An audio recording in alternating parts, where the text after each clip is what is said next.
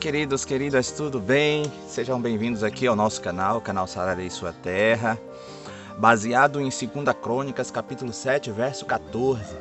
Se o meu povo que se chama pelo meu nome se humilhar e orar e se converter dos seus maus caminhos, então eu ouvirei dos céus, perdoarei os seus pecados, sararei sua terra. Assim diz a palavra. Hoje nós estamos aqui num cenário diferente, não sei se vocês gostaram, né? Essa árvore maravilhosa, essa aqui é uma mangueira e aqui está na nossa propriedade aqui no interior do estado. E para a honra e glória do Senhor Jesus, nós estamos interagindo com vocês aqui, levando um pouquinho da natureza, um pouquinho daquilo que o Senhor Jesus criou para dentro da sua casa, perto de você, amém? Hoje nós vamos falar de um assunto bastante interessante. Por que o pano que envolvia o Senhor Jesus estava dobrado logo depois que ele ressuscitou? Quando as pessoas, os apóstolos, chegaram ali no sepulcro, e o sepulcro vazio no túmulo do Senhor Jesus. Logo depois da vinheta a gente discorre sobre o assunto, hein?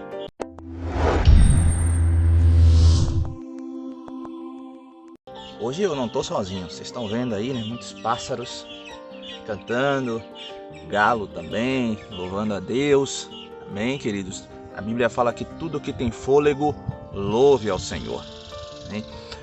Para a gente saber por que o lençol que envolvia o Senhor Jesus estava dobrado, a gente precisa entender um pouco a respeito da cultura judaica com relação a esse assunto. Existem duas ideias com relação a esse lençol. Alguns dizem que não era um lençol, era algo parecido com guardanapo. A palavra usada na língua grega para o lenço seria saudarion. E saudarion não é apenas lenço, é guardanapo, lenço de face, mortalha, tudo isso é saudarion, que é a palavra que foi usada no Evangelho, no livro de João, no capítulo 20. A partir, se eu não me engano, no versículo 5, 6, 7 adiante, que fala da ressurreição do Senhor Jesus. Eu estou falando do grego porque o Novo Testamento, comumente aceito pelos teólogos e pelos historiadores, foi escrito na língua grega. Eu tenho algumas ressalvas com relação a isso, porque quem escreveu o Novo Testamento, na maioria dos seus autores, falavam aramaico e hebraico, que foram os apóstolos.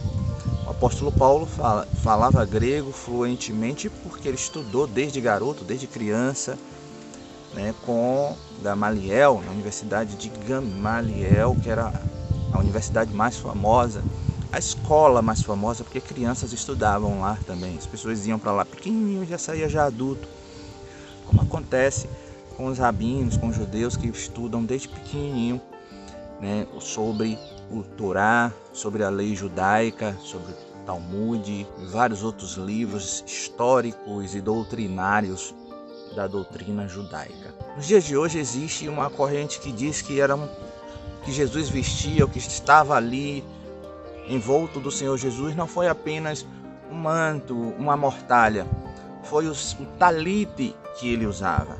O talite era um manto que os rabinos usavam, que os mestres usavam. E Jesus, como mestre, ele também tinha um talite. Um talite que Jesus usava era talite gadol. Gadol quer dizer grande, quer dizer um manto grande que cobria ele e arrastava no chão. Tanto é que quando Jesus andou sobre o mar da Galileia, sobre as águas, e os apóstolos viram alguém chegando, eles acharam que era um fantasma porque era algo como se fosse um pano branco envolvendo uma pessoa. Era Jesus usando o seu talite gadol, que é o seu talite grande. O talite de Jesus, como o talite de todos os rabinos, tinha na sua ponta, na sua extremidade inferior, várias franjas. Essas franjas têm um nome, tzit. O tzit é as franjas que compõem, a quantidade de franjas que tem ali compõe a quantidade de mitzvot. Mitzvot na língua hebraica, na nossa língua, seria mandamentos. Os mandamentos de Deus que estão ali, mas não apenas os 10 mandamentos. Os mandamentos de toda a lei mosaica, de toda a lei de Deus. está no Tzit. Quando a mulher do fluxo de sangue se aproxima do Senhor Jesus, a Bíblia fala que ela tocou no manto de Jesus. E muitos dizem que ela tocou não no manto em si, não no talit, mas ela tocou no Tzit. Porque os Tzit, os mandamentos de Deus, na sua maioria, contém promessas de bênçãos, promessas de cura, promessa de libertação, promessa de salvação. Muitos hoje dizem que a lei já não existe mais, não presta, tem que ser jogada fora e por aí vai. Isso não é verdade. A lei ela tem que ser respeitada, porque a lei aponta para o reino de Deus, a lei aponta para Jesus. Dizem que Jesus não adotou a lei mosaica, não sei onde é que está escrito isso. Quando Jesus se refere à lei, ele diz que ele não veio destruí-la, desfazê-la, ele veio fazê-la cumprir. Fazê-la cumprir. Então muita gente diz que a lei se cumpriu em Jesus, a partir daí não precisa mais.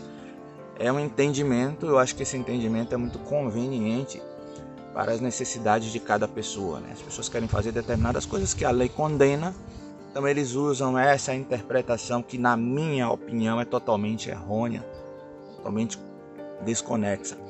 Quando se fala de bênção, as pessoas absorvem a lei, mas quando se fala de obrigações, as pessoas já acham que não devem fazer porque é coisa do Antigo Testamento. O Antigo Testamento é o próprio Yeshua.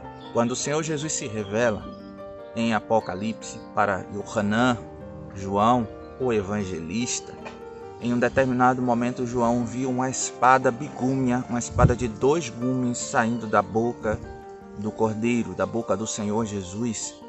Essa espada representa a palavra de Deus e não é uma espada de apenas um gume, são 2 gumes. Cada gume quer dizer o Novo e o Antigo Testamento. Algumas pessoas dizem que essa revelação quer dizer 2 gumes porque corta quem está falando e corta quem está ouvindo. Pode ser também, mas eu acredito que a melhor interpretação seria essa, simbolizando o Primeiro e o Segundo Testamento. Nós chamamos de Antigo e Novo Testamento. Pois bem, havia em Israel e até os dias de hoje um costume. E esse costume era de quem estava sentado à mesa, estava comendo ali, e as pessoas servindo aquelas pessoas que estavam na mesa sentadas comendo.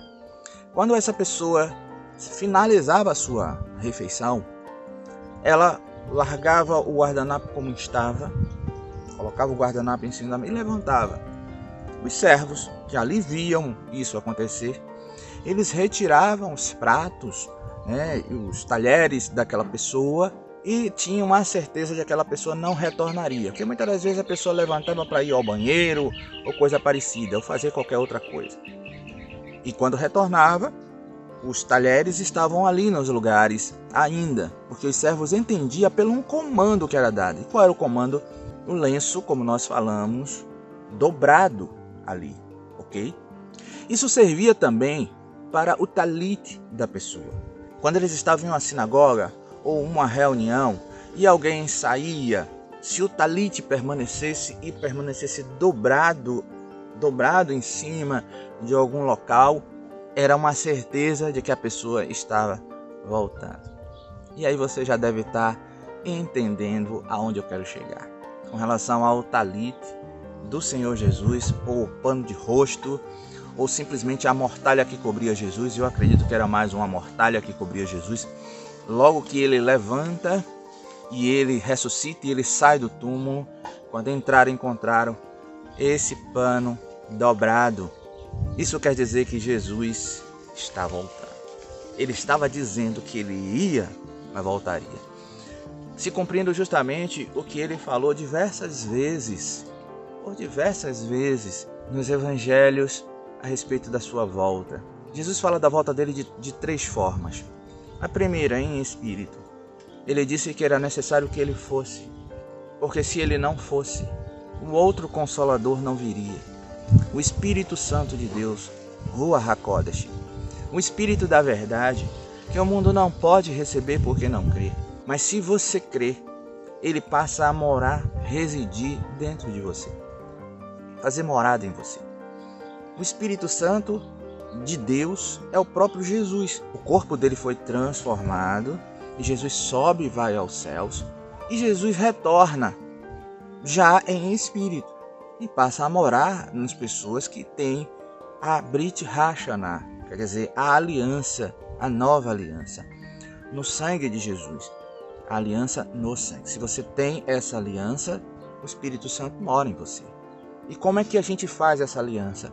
Recebendo Jesus como único e suficiente Salvador, dizendo que Jesus é o seu Salvador, confessando isso diante das pessoas, e o Espírito Santo passa a morar em você.